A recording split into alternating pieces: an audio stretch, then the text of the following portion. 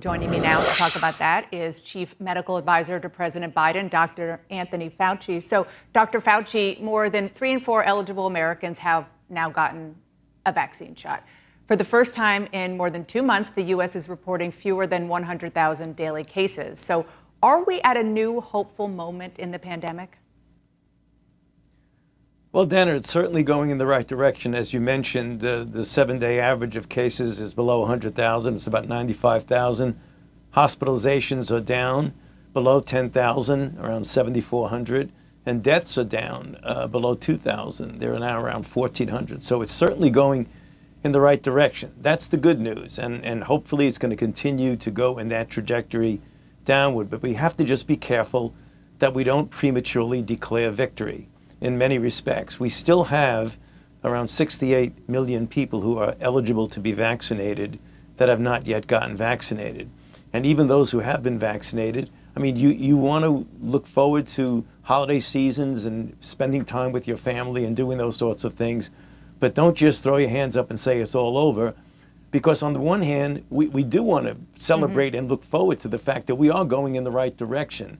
But if you look at the history of the surges and the diminutions in cases over a period of time, they can bounce back. So we don't want to always, be on our edge that it's going to happen, because it won't if we do what we should be doing, namely particularly getting more people vaccinated. Another important point, Dana, is that right now the data regarding the safety and the immunogenicity of vaccines in children is going to be coming before the FDA relatively soon. And if they then wind up getting vaccinated, then yet you have another segment of the population that can be protected.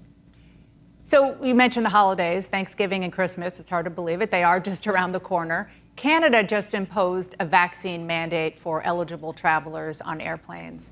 Former President Obama's Secretary of Transportation, Ray LaHood, says that the White House should push airlines to mandate vaccines or mandate them itself. So would you like a vaccine mandate for air travel in effect for the holidays? Well, it depends on what you mean. If you're talking, we do now have a situation when people coming in from outside of the country who are not United States citizens, they really must require that they get vaccinated as well as getting tested before. What the president has done regarding masks, I think, is important, namely doubling the fine on people who refuse to wear masks on airplanes. On the table is the issue of mandates for vaccine. It's always discussable. We always wind up discussing it. Do you support it? But right now, I don't see that immediately. Dana, I don't want to say support or not. I think it's a decision that's made by input from a number of parts of the government, including public health. I mean, obviously, from a public health standpoint, the more protection you get, the better it is. But I don't want to be weighing in, because we wind up then having people taking things out of context. We have everything on the table, and it will be discussed by the medical group. Dr. Fauci, it has been 263 days since President Biden took office, and the Food and Drug Administration still doesn't have a permanent commissioner, still in the middle of a pandemic. The acting chief can only stay in her post until next month. Don't you think it's important for the FDA to have a permanent Senate-confirmed commissioner? Oh, of course it is, Dan. I mean, we all know that. I mean, there are some candidates that are still being discussed, and hopefully we will have an FDA commissioner in a very reasonable period of time, hopefully quite soon. But yes, I agree with you. Obviously, when you have an agency as important as the Food and Drug Administration, you want to have a permanent head in there as soon as possible. That goes without saying. One last question. Halloween is just around the corner. A lot of parents are wondering how to trick or treat. Do they hand out candy? Do they walk around with their children? What's your guidance? I think that particularly if you're vaccinated, but you can get out there. You're outdoors for the most part, at least when my children were out there doing trick or treating. And enjoy it. I mean, this is a time that children love. It's a very important part of the year for children. I know my children enjoyed it. So, I mean, again, particularly if you're vaccinated. If you're not vaccinated, again, think about it, that you'll add an extra degree of protection to yourself and your children and your family and your community. So it's a good time to reflect on why it's important to get vaccinated, but go out there and enjoy Halloween as well as the other holidays that will be coming up. I was just told I actually have a few extra seconds, so I'll put this question to you. How long do you think it will be until it's safe for vaccinated people to once again be indoors without a mask?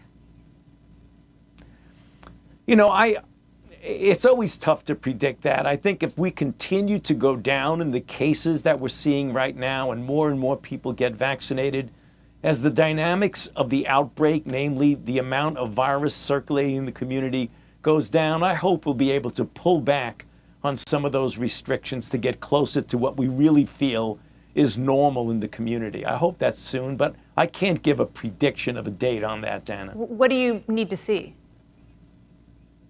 Well, I need to see the dynamics of the outbreak in the community go way down. Right now, even though we just said it's going in the right direction, we have less than 100,000 cases a day. It's about 95,000 as the 7-day average. That's still way too high. We want to get way down to that. I mean, I'd like to see it well below 10,000 and even much lower than that.